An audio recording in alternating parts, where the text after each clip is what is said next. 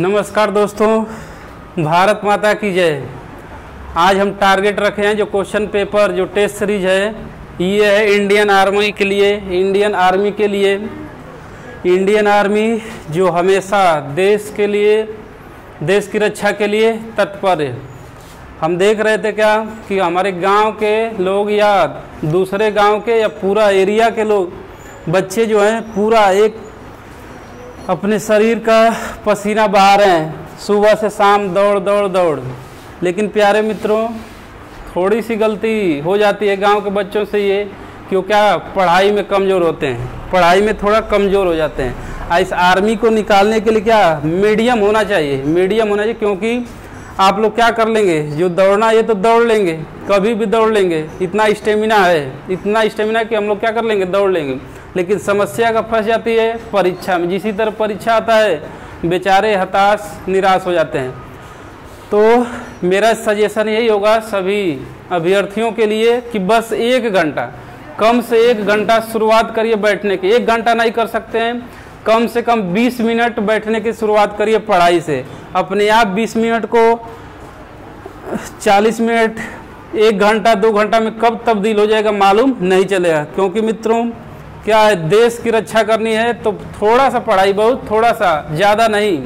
जितना आप लोग मेहनत कर रहे हैं, पूरा फील्ड में देख रहे हैं एकदम ज़बरदस्त भीड़ लगी हुई है, एकदम कंपटीशन मचा हुआ है कि हम तेज। बस थोड़ी सी और ज़रूरत है कौन सी, पढ़ाई का। तो पढ़ाई का एकदम थोड़ा सा लग जाएंगे, आधा घंटा से शुरुआत करें कि आज से हम जिस हिसाब से दौड़ने में अपनी स्टेमिना बना रहे हैं, उसी तरह आधे घंटे से हम स्टेमिना शुरू करें कौन सा, पढ़ाई का। तो आप निश्चित 2021 आपका क्या हो जाएगा, सफल होगा। तो आइए शुरुआत करते हैं भारत माता की जय बोलकर। पहला क्वेश्चन है, हम 100 क्वेश्चन का टारगेट रखे हैं टेस्ट सीरीज में कि उसमें 35 क्वेश्चन लगभग जीएस का हो, 20 रीजनिंग का हो और 25 हिंदी का हो, 25 हिंदी का हो और मैथ का 25। मतलब कुल क्वेश्चन रहे कितना, 100 का क्वेश्चन है। या इस तरह भी 25-25 का भी टारगेट बना के कर सकते हैं। बस थोड़ी सी मेहनत की ज़रूरत है। तो आइए देखते हैं कौन सा, सलाम इंडिया, इंडियन आर्मी करते हुए जय हिंद जय भारत से। पहला क्वेश्चन, हड़प्पा सभ्यता के निवासी थे। जो हड़प्पा सभ्यता के निवासी थे क्या थे, वो ग्रामीण थे या शहरी थे, नगरी थे कि जनजाति थे या खाना बदोश थे। क्या ये क्वेश्चन बहुत बार पूछा गया, विभिन्न परीक्षाओं में पूछा गया है। तो ये क्या, जो हड़प्पा सभ्यता के लोग क्या थे, ये नगरीय सभ्यता थी। कैसी सभ्यता थी, नगरी। तो आंसर क्या होगा, शहरी या नगरी निवासी थे ना, शहरी या नगरी। इसी से क्वेश्चन पूछता था कि आर्य जो समाज था या उत्तर वैदिक काल था किससे था, तो उसकी जो निवासी थे वो ग्रामीण थे। तो हड़प्पा सभ्यता के लोग कैसे थे, शहरी या नगरीय थे। अगला क्वेश्चन बहुत ही जबरदस्त कर रहा है, भारतीय संगीत का आदि ग्रंथ कहा जाता है। भारतीय संगीत का जनक किस वेद को कहा जाता है। पहला है ऋग्वेद, दूसरा है उपनिषद, सामवेद और चौथा है यजुर्वेद। बहुत बढ़िया। जिस हिसाब से दौड़ रहे हैं उसी हिसाब से क्वेश्चन को समझिए। कहा जा रहा है कि भारत में संगीत का जनक, जो दिन भर देख रहे हैं मोबाइल में, गांव में क्या है, एकदम संगीत बजाए रोग चल रहा है पूरा का पूरा। तो उसी संगीत का अगर जनक कहा जाए कि कौन सा वेद है, ऋग्वेद की उपनिषद की सामवेद और कौन सा, यजुर्वेद। तो उसका क्या, संगीत साम, इस तरह याद रखिए, संगीत सांग मतलब साम वेद। तो भारतीय संगीत का जनक कौन सा वेद है, सामवेद है। वेद कितने होते हैं, वेद कितने हैं, 4 वेद हैं, ऋग्वेद, सामवेद, यजुर्वेद और एक और सबसे नया है अथर्ववेद। तो अगर ये कहा जाए कि सबसे वेद कौन सा पुराना है, तो सबसे पुराना है कौन सा, ऋग्वेद। सबसे बाद का कौन सा है, तो वो है अथर्ववेद। अगला क्वेश्चन बहुत ही जबरदस्त क्वेश्चन है, कह रहा है विक्रमशिला विश्वविद्यालय की स्थापना, विक्रमशिला विश्वविद्यालय की स्थापना किसने की है। यह संस्थापक कौन था? तो ऑप्शन है पहला महिपाल, दूसरा है देवपाल, तीसरा है धर्मपाल और चौथा है गोपाल। चौथा है गोपाल। 2 सेकंड समय लीजिए, क्या आंसर होगा इसका? है धर्मपाल। क्या है? धर्मपाल। धर्मपाल। याद करने का तरीका, क्योंकि एक नालंदा विश्वविद्यालय का भी पूछता है कि उसका कौन है, तो विक्रमशिला विश्वविद्यालय कौन है? यह है धर्मपाल। इस तरह याद रखिए, विधर्म, विधर्म, विधर्म, वि मतलब विक्रमशिला विश्वविद्यालय और धर्म मतलब धर्मपाल, धर्मपाल। अगला क्वेश्चन कर रहा है गीत गोविंद के लोधी वंश के संस्थापक, लोधी वंश के संस्थापक कौन है? लोधी वंश का संस्थापक कौन है? ऑप्शन है इब्राहिम लोधी, बहलोल लोधी, सिकंदर लोधी या सभी। क्या ऑप्शन होगा? बहुत बढ़िया, सोचिए सोचिए। वही करें ना, केवल 10 मिनट से शुरुआत करेंगे बैठने का, तो जब तक परीक्षा होगा, पेपर होगा, आप इंडियन आर्मी का पेपर की तैयारी कर चुके रहे होंगे, कर चुके रहे होंगे। चलिए, तो क्या होगा, जिस हिसाब से, जिस दौर से या जिस जोश से दौड़ बनाए, उसी जोश से थोड़ा सा पढ़ाई में मनोबल बनाइए। तो आंसर क्या होगा? लोधी वंश का संस्थापक कौन है? बहलोल लोधी, बहलोल लोधी, बहलोल लोधी, बहलोल लोधी। अगला क्वेश्चन है 5 नंबर, गीत गोविंद के लेखक कौन है? गीत गोविंद एक पुस्तक है, गीत गोविंद, इसके लेखक कौन है? बाण भट्ट हैं कि जयदेव हैं कि सूरदास हैं कि चैतन्य? कौन है? तो इसके हैं लेखक कौन? जयदेव। लेखक कौन है? गीत गोविंद के लेखक जयदेव। क्या है? जयदेव। अगला क्वेश्चन है क्वेश्चन नंबर 6। बहुत ही बढ़िया क्वेश्चन है, बहुत ही जबरदस्त क्वेश्चन है। कह रहा है किस व्यक्ति ने सर्वप्रथम स्वराज, स्वराज शब्द का प्रयोग किया था? किस व्यक्ति ने सर्वप्रथम स्वराज शब्द का प्रयोग किया था? और साथ में क्या दिया है? हिंदी को, हिंदी को, हिंदी को राष्ट्रभाषा माना था, राष्ट्रभाषा। बहुत ही जबरदस्त क्वेश्चन है और थोड़ा टफ क्वेश्चन भी है। अगर ये कह दे स्वराज मेरा जन्म सिद्ध अधिकार है, किसका ना रहते, तो इसका ऑप्शन तुरंत याद रहता है, कौन सा? लोकमान्य तिलक, बाल गंगाधर तिलक। लेकिन इसमें क्वेश्चन क्या है? किस व्यक्ति ने सर्वप्रथम स्वराज शब्द, स्वराज शब्द, अपना राज तथा हिंदी को भी राष्ट्रभाषा माना था? ऑप्शन है, ऑप्शन क्या है? स्वामी दयानंद सरस्वती, राजा राम मोहन राय, विवेकानंद या बाल गंगाधर तिलक? तो इसका आंसर है कौन सा है? स्वामी दयानंद सरस्वती। स्वामी दयानंद सरस्वती पहले व्यक्ति हैं जो स्वराज शब्द और हिंदी को क्या माने? राष्ट्रभाषा माने, राष्ट्रभाषा। राष्ट्र के प्रति मित्रों आप लोग भी पूरी तरह से समर्पित हैं। वीडियो कैसा लग रहा है? लाइक और सब्सक्राइब जरूर करें और शेयर जरूर करें। जितने भी मित्र हैं उनको शेयर जरूर करें, शेयर के साथ सब्सक्राइब भी जरूर करिए। अगला क्वेश्चन देख रहे हैं, भारतीय संविधान, भारतीय संविधान, भारतीय संविधान कितनी अध्यायों में विभाजित है? मतलब भारतीय संविधान है कितने अध्यायों या भागों में विभाजित है? मतलब जो भारतीय संविधान की पुस्तक है उसमें कितने भाग हैं? कितने भाग हैं? पहला ऑप्शन है 16, 24, 25 और 22। कितने होंगे? ये तो कुछ लोगों को याद होंगे।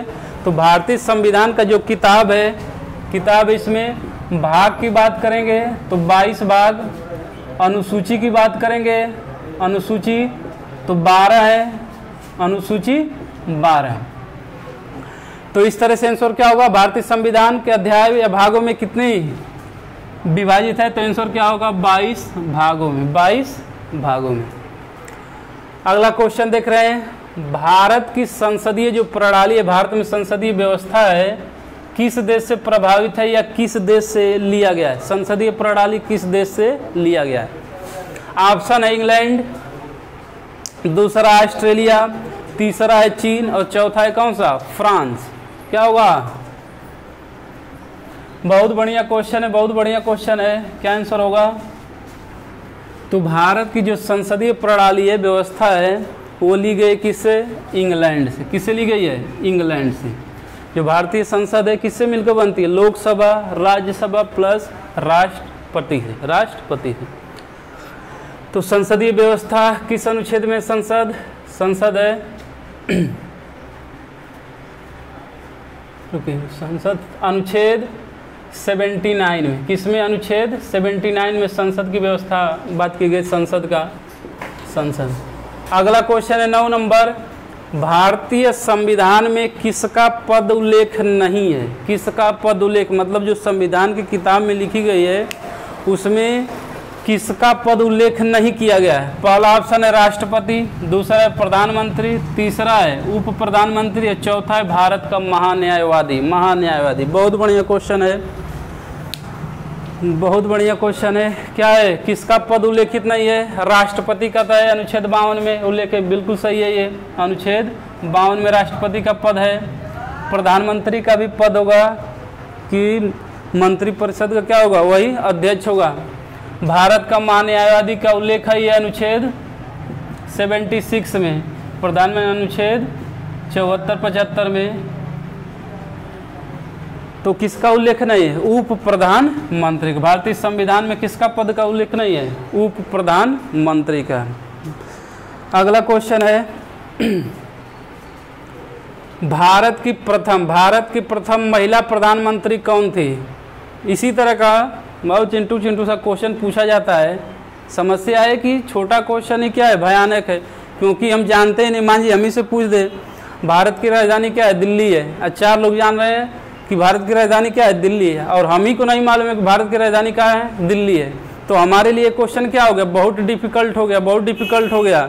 और जो जानते हैं उनके लिए क्या है? एकदम चुन्नों सा क्वेश्चन के गधा के ये क्वेश्चन आओ, अब भारत की राजधानी नहीं मालूम। दिक्कत ये नहीं है, क्वेश्चन कोई भी आसान या कोई भी कठिन नहीं होता है, वो डिपेंड करता है हमारे ऊपर। जो क्वेश्चन हम जान गए वो क्या हो गया? बहुत आसान हो गया, और जो नहीं जाने क्या हो गया? बहुत ही डिफिकल्ट हो गया। तो मित्रों घबराना नहीं है ना, क्योंकि बच्चे गांव के हैं, घबरा जाते हैं कि अरे यार कैसे याद होगा, कैसे याद होगा। दौड़ तो ले रहे हैं, लेकिन क्या है पढ़ाई में कुछ हो जाए तो कुछ नहीं है, वहाँ पे कुछ टेंशन लेने की ज़रूरत नहीं है। सिंपल सी बात है, हम नहीं जानते हैं तो हमारे लिए कठिन है, और हम जानते हैं तो क्या है हमारे लिए बहुत आसान है। तो आइए अगला क्वेश्चन लेते हैं। भारत की प्रथम महिला प्रधानमंत्री कौन है? इंदिरा गांधी की, मीरा कुमार, सरोजिनी नायडू या प्रतिभा देवी सिंह पाटिल? इसमें चारों क्वेश्चन पूछ सकता है। तो प्रथम प्रधानमंत्री कौन है महिला में? तो इंदिरा गांधी। इंदिरा गांधी, पंडित जवाहरलाल नेहरू की बेटी कौन? इंदिरा गांधी, ये प्रथम प्रधानमंत्री। मीरा कुमार दिया है, तो ये क्या है?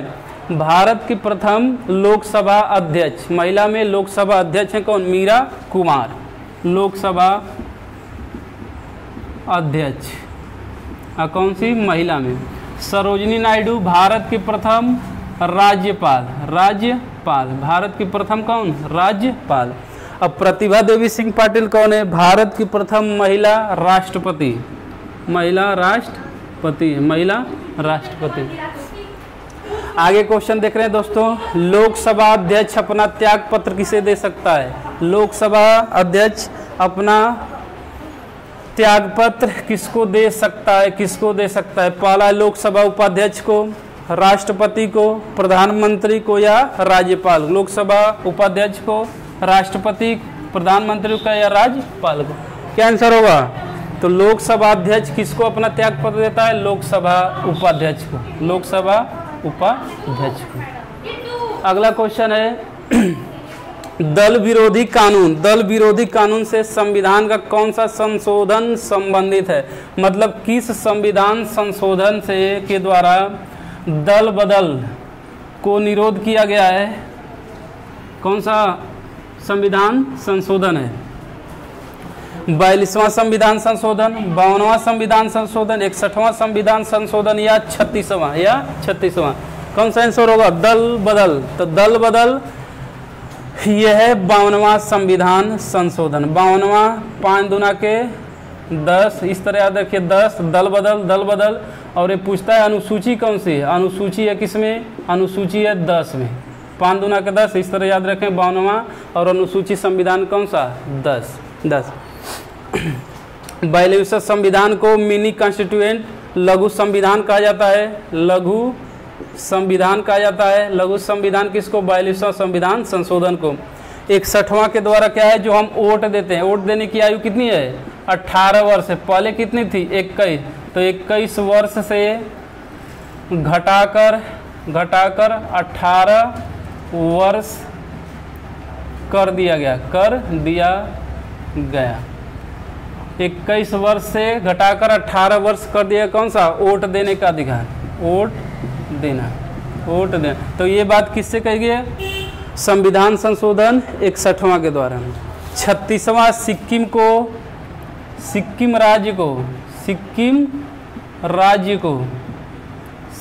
राज्य को पूर्ण राज्य का दर्जा दिया गया। पूर्ण राज्य का दर्जा दिया गया। 22वां जो राज्य हुआ कौन सा? सिक्किम हुआ। सिक्किम जो क्षेत्रफल की दृष्टि से नहीं, जनसंख्या की दृष्टि से सबसे छोटा भारत का राज्य कौन सा है? सिक्किम। राजधानी कौन सी? गंगटोक। बहुत बढ़िया दोस्तों, एकदम लगे रहिए, छोड़ना नहीं है। जिस हिसाब से फील्ड में पसीना बहा रहे हैं, बस थोड़ी सी मेहनत की ज़रूरत है, बहुत ही थोड़ी सी मेहनत की ज़रूरत है। उसके बाद तो देश की रक्षा हम करेंगे। अगला क्वेश्चन है, भारत की अर्थव्यवस्था कैसी है? भारत की अर्थव्यवस्था कैसी है? पूंजीवादी अर्थव्यवस्था है, साम्यवादी अर्थव्यवस्था कि मिश्रित अर्थव्यवस्था के स्वतंत्र व्यवस्था है? मतलब इसमें केवल प्राइवेट कंपनियां हैं या सरकारी, केवल सरकारी है या दोनों हैं? तो कौन सी हैं? भारत में देखते हैं दोनों कंपनियां हैं। तो व्यवस्था कैसी होगी? मिश्रित व्यवस्था। तो भारत की अर्थव्यवस्था कैसी है? भारतीय अर्थव्यवस्था कैसी है? तो मिश्रित है, मतलब प्राइवेट भी और गवर्नमेंटेड भी। बहुत बढ़िया। आगे है खाद्य एवं कृषि संगठन। FAO का मुख्यालय कहाँ पे है? पहला ऑप्शन न्यूयॉर्क अमेरिका में, Rome Italy, Geneva Switzerland, Washington DC America. क्या होगा? क्वेश्चन क्या पूछ रहा है? खाद्य एवं कृषि संगठन FAO का मुख्यालय कहाँ पे है? तो खाद्य एवं कृषि संगठन का मुख्यालय कहाँ पे है? रोम। इटली की राजधानी रोम। ये किसकी राजधानी है? इटली की राजधानी है रोम। इटली की राजधानी रोम। न्यूयॉर्क अमेरिका में, यहाँ पे संयुक्त राष्ट्र संघ का मुख्यालय है। संयुक्त राष्ट्र संघ का मुख्यालय। वाशिंगटन DC विश्व बैंक और IMF, मतलब रुपया पैसा सबसे धनाढ़ आदमी मानिए कौन सा? अमेरिका है। तो वाशिंगटन DC। अगला क्वेश्चन बहुत ही जबरदस्त क्वेश्चन है। जो ट्रेन चल रही है, ये ट्रेन भारत में कब से शुरुआत की गई है?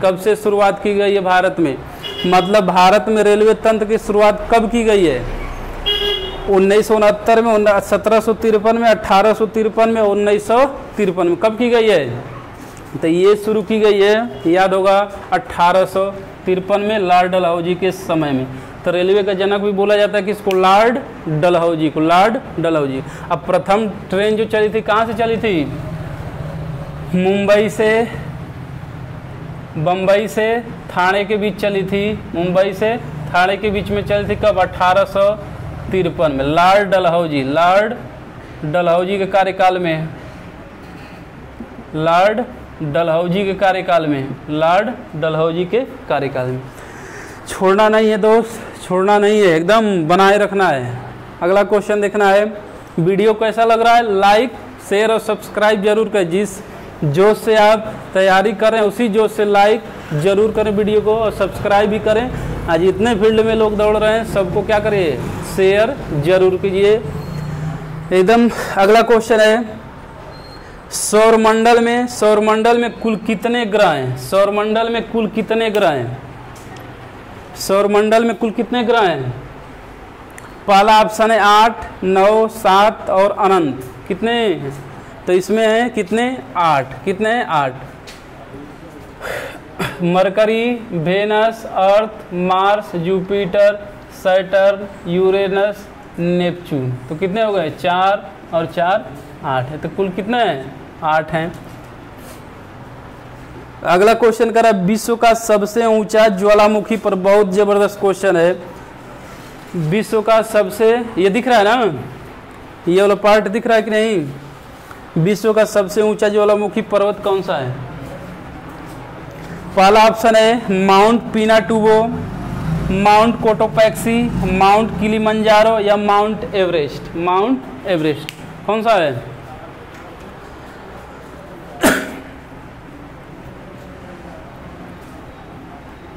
ये मिटा दे रहा हूँ क्योंकि थोड़ा जगह का वो लिखा जा रहा है ना, तो एक से एक मिल गया होगा।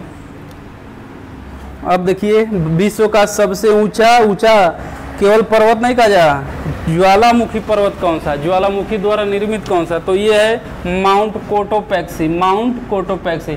और माउंट कोटोपैक्सी किस देश में? इक्वाडोर में। देश की बात करेंगे तो देश है कौन सा? इक्वाडोर। इक्वाडोर में, इक्वाडोर में माउंट कोटोपैक्सी। माउंट पिनाटुबो कहाँ? तो ये है फिलीपींस में। फिलीपींस में, फिलीपींस में है माउंट पिनाटुबो। माउंट किलिमंजारो कहाँ पे है? तंजानिया में। तंजानिया, तंजानिया में है। कहाँ पे है? तंजानिया। अब माउंट एवरेस्ट जानते हैं कहाँ पे? नेपाल में। नेपाल। कमेंट करके बताइए तंजानिया की राजधानी कहाँ पे है, फिलीपींस की राजधानी कहाँ पे है और नेपाल की राजधानी कहाँ पे है। दोस्तों छोड़ना नहीं है। अगला क्वेश्चन कह रहा है क्या? भारत और पाकिस्तान, भारत और पाकिस्तान दोनों भाइयों के बीच कौन सी सीमा रेखा है? ऐसी सीमा रेखा पर ड्यूटी करना है, बहुत ही भयानक है, बहुत भयानक। यही तो है ना, जो हमारे पड़ोसी हैं सबसे खतरनाक वही होते हैं, मतलब पाकिस्तान। तो कौन सा? डूरंड रेखा है, मैकमोहन रेखा है, रेड क्लिफ रेखा है, पाक जल संधि है भारत और पाकिस्तान के बीच। तो इस तरह हम याद करते हैं कौन सा? भारत और पाकिस्तान के बीच ज़्यादा युद्ध हो रहा है, ज़्यादा घुसपैठिया, मतलब खून ज़्यादा बह रहा है। तो खून मतलब कैसा रंग का? रेड। तो क्या होगा? रेड क्लिफ रेखा। तो भारत पाकिस्तान के बीच रेड क्लिफ रेखा। आखिर में ये कौन सा रेखा है? डूरंड। तो ये है डूरंड है भारत अफगानिस्तान, भारत अफगानिस्तान, मैकमोहन भारत चीन, भारत चीन, भारत चीन, और पाक जल संधि भारत और श्रीलंका के बीच, भारत श्रीलंका, भारत प्लस श्रीलंका, श्रीलंका। दोस्तों वीडियो को लाइक, शेयर और सब्सक्राइब जरूर करें, जरूर करिए। वीडियो को लाइक और वंदे मातरम कह के फिर आगे क्वेश्चन की तरफ बढ़ रहे हैं। 19वां नंबर का क्वेश्चन है, किस देश को झीलों की वाटिका, झीलों की वाटिका, झीलों की वाटिका या किस देश को झीलों का देश कहा जाता है या झीलों का बगीचा कहा जाता है? किस देश को? पहला ऑप्शन है फिनलैंड, दूसरा है पोलैंड, नीदरलैंड या स्विट्जरलैंड। किस देश को बोला जाता है झीलों का वाटिका बगीचा? किस देश को? तो बोला जाता है किसको? फिनलैंड को। किसको? फिनलैंड को। फिनलैंड, फिनलैंड की राजधानी कहाँ है? हेलसिंकी है राजधानी, हेलसिंकी, हेलसिंकी है। पोलैंड की राजधानी है वर्सा, पोलैंड की राजधानी कौन सी? वर्सा, वर्सा, पोलैंड की राजधानी वर्सा। नीदरलैंड की राजधानी एम्स्टर्डम, एम्स्टर्डम, एम्स्टर्डम। और स्विट्जरलैंड की राजधानी है बर्न, स्विट्जरलैंड की राजधानी कहाँ पे? बर्न। तो राजधानी भी याद करते रहिए।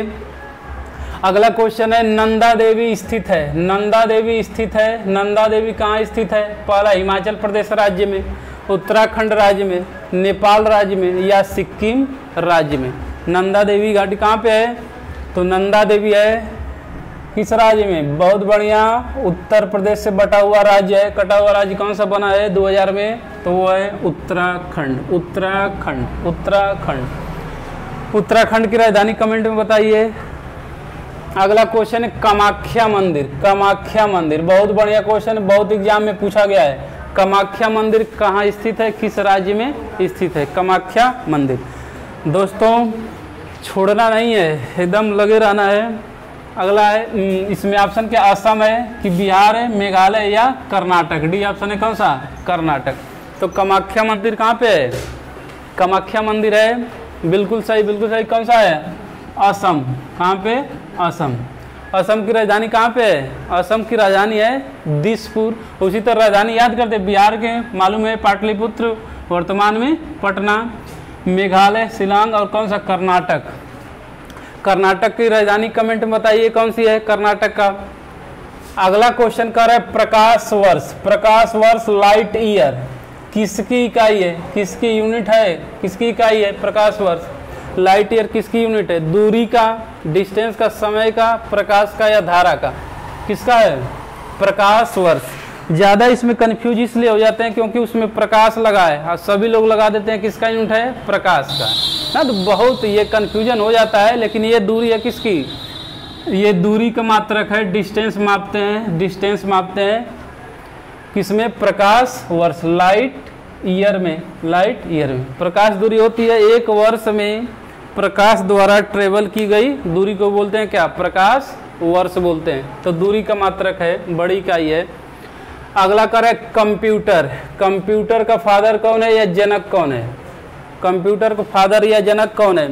हॉल है, वाटरमैन है, चार्ल्स बैबेज या पास्कल है ना। ये भी क्वेश्चन बहुत बार पूछा गया है, दिन भर आता जाता क्वेश्चन रहता है ये कंप्यूटर।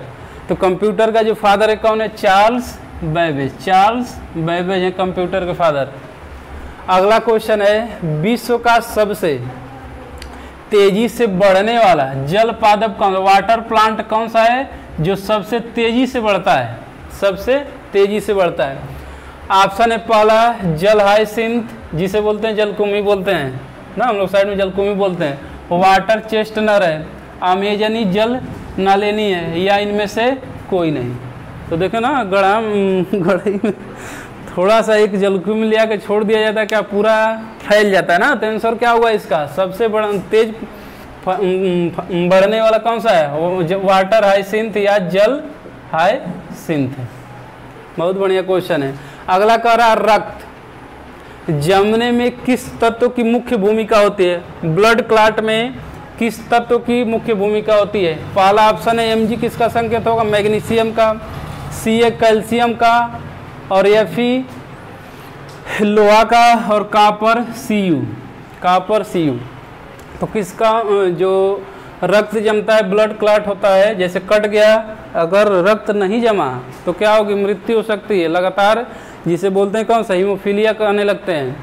तो कौन सी तत्व की जरूरत होती है, जो ये तत्व का, या इस तरह भी बोला जाता है कौन सा धातु की आवश्यकता होती है, तो ये है कैल्शियम। कौन सी है कैल्शियम।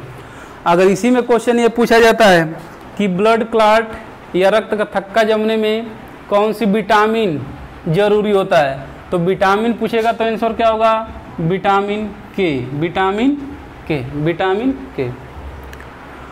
अगला क्वेश्चन है बहुत जानदार क्वेश्चन है, गांव घर का क्वेश्चन है कि केंचुए में कितनी आँख होती है। और जितना भी आर्मी का है सब लोग जानते होंगे, सब लोग मछली भी मारते होंगे सब ना।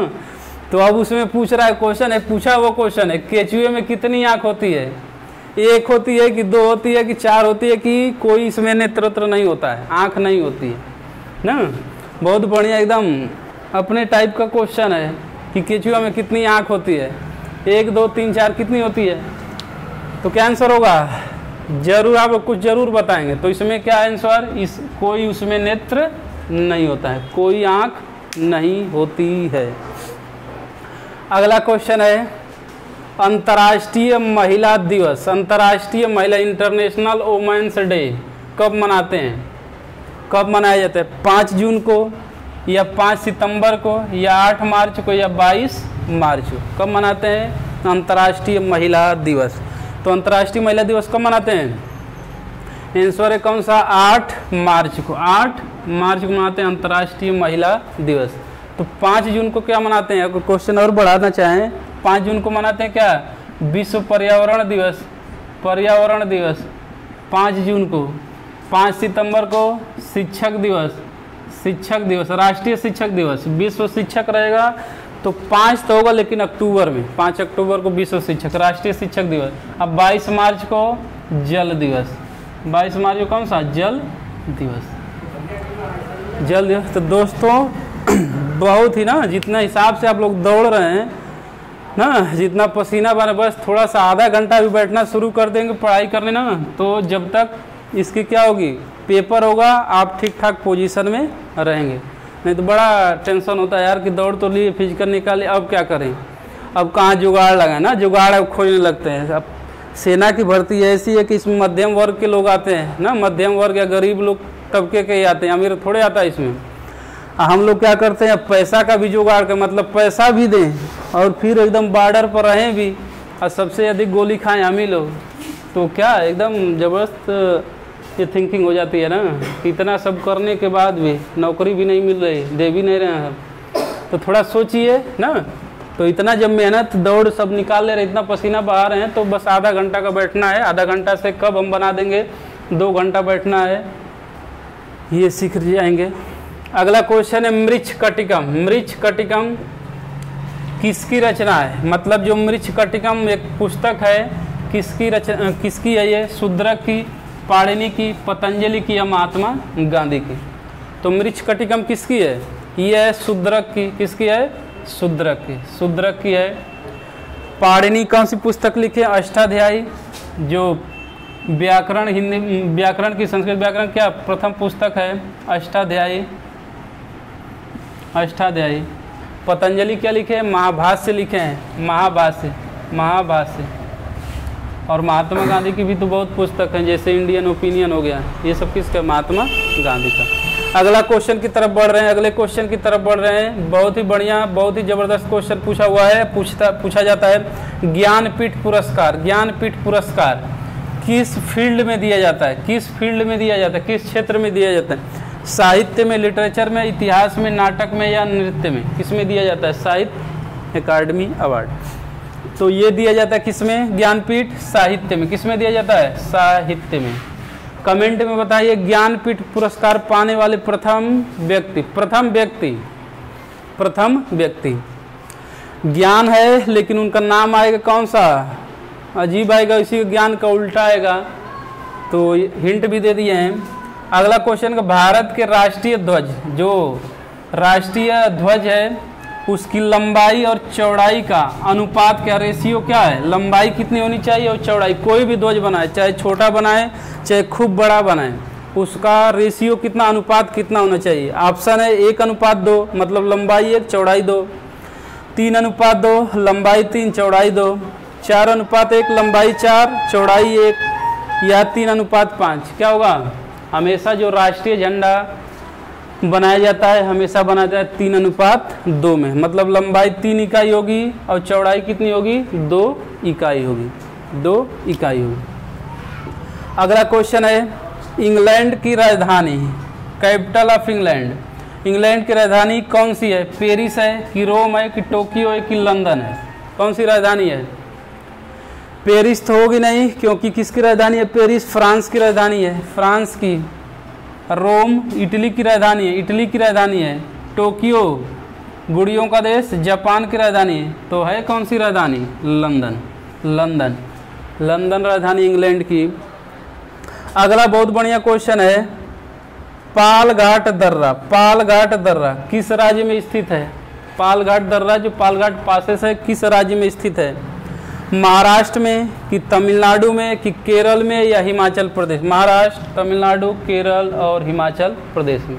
तो ये किस में है, तो किस राज्य में पालघाट दर्रा, केरल में, किस में, केरल में। याद रखिए कौन सा, पी के याद रखिए, पालघाट के से केरल, क्योंकि घाट से 2 दर्रे और हैं, भोर घाट और थाल घाट, भोर घाट और थाल घाट, वो है कहाँ पे, महाराष्ट्र में। तो इससे याद रखिएगा, कंफ्यूजन न हो, पी के याद रखिए, केरल में। अगला क्वेश्चन बहुत जबरदस्त है, बहुत बढ़िया क्वेश्चन, किस देश में अमेजन नदी, अमेजन नदी, अमेजन वन भी है, अमेजन नदी भी है, बहती है, अमेजन बहती है। यही अमेजन नदी है जहाँ की घाटियों में पाया जाता है कौन सा, एनाकोंडा सांप, एनाकोंडा सांप, ये भी बहुत बार क्वेश्चन पूछा गया है। यही अमेजन नदी है विश्व की सबसे बड़ी नदी, अपवाद तंत्र में विश्व की सबसे बड़ी नदी है, लंबी में नहीं, लंबी में तो नील हो जाएगी, नील नदी मिस्र में। तो कौन सी होगा कौन सी नदी, सॉरी अमेजन नदी कहाँ पे बहती है, पहला ऑप्शन है अमेरिका में, ब्राजील में, भारत में या कनाडा में, कहाँ पे, तो ये अमेजन बहती है कहाँ पे, ब्राज़ील में। कहाँ पे, ब्राज़ील की सबसे बड़ी नदी है कौन सी, अमेजन, जो विश्व की भी सबसे बड़ी नदी है। अगला क्वेश्चन दिख रहा है, अगला क्वेश्चन, भारतीय संसद, बहुत इंपॉर्टेंट क्वेश्चन अभी बताया गया। संसद का अनुच्छेद कौन सा है, कमेंट बताइए। बनती है, मतलब भारत में संसद बनती है किससे? लोकसभा से बनती है, या राज्यसभा से बनती है, या राष्ट्रपति से, या तीनों से मिलकर बनती है। तो भारत की संसद किससे बनती है? जो भारत है, संसद है जो भारत के लिए कानून बनाती है सभी के लिए, वो किससे मिलकर बनती है? लोकसभा, राज्यसभा, राष्ट्रपति, या तीनों से। तो संसद हमारी क्या तीनों से मिलकर बनती है। संसद में शामिल होता है कौन सा? लोकसभा, राज्यसभा और राष्ट्रपति। लोकसभा का अनुच्छेद कौन सा? अनुच्छेद 81। राज्यसभा का अनुच्छेद 80 और राष्ट्रपति का अनुच्छेद कौन सा है? आर्टिकल 52 और संसद 79 है अनुच्छेद है। तो से क्रम याद है, 79 बराबर 80 प्लस 81 पर 52। तो ये था पोर्शन हम लोग खत्म। कौन सा है? जीएस का। कौन सा? जीएस का। कौन सा क्या बचा?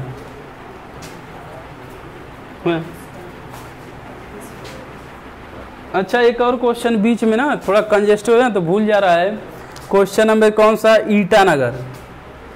ईटानगर, ईटानगर किस राज्य की राजधानी है? ईटानगर किस राज्य की राजधानी है?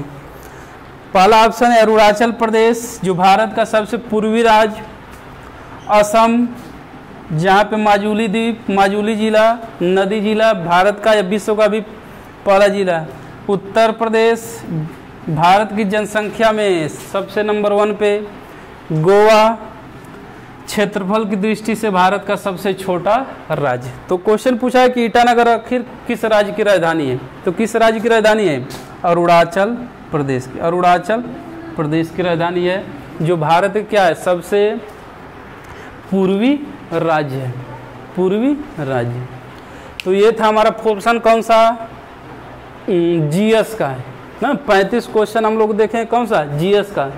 तो दोस्तों, इस गांव के लोगों को यही समस्या है, जो आर्मी में तैयारी कर रहे हैं, दौड़ते तो खूब हैं लेकिन पढ़ते क्या है? बहुत कम है ना, बहुत कम है।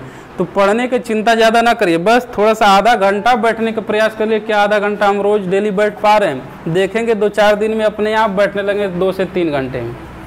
तो इसीलिए बच्चे कहे कि आर्मी का भी बना दीजिए, कुछ प्रैक्टिस है, किस हिसाब से पढ़ाई किया जाए। तो ये हम शुरू किए कौन सा? इंडियन आर्मी, जो देश की सेवा के लिए तत्पर। तो सलाम इंडियन आर्मी।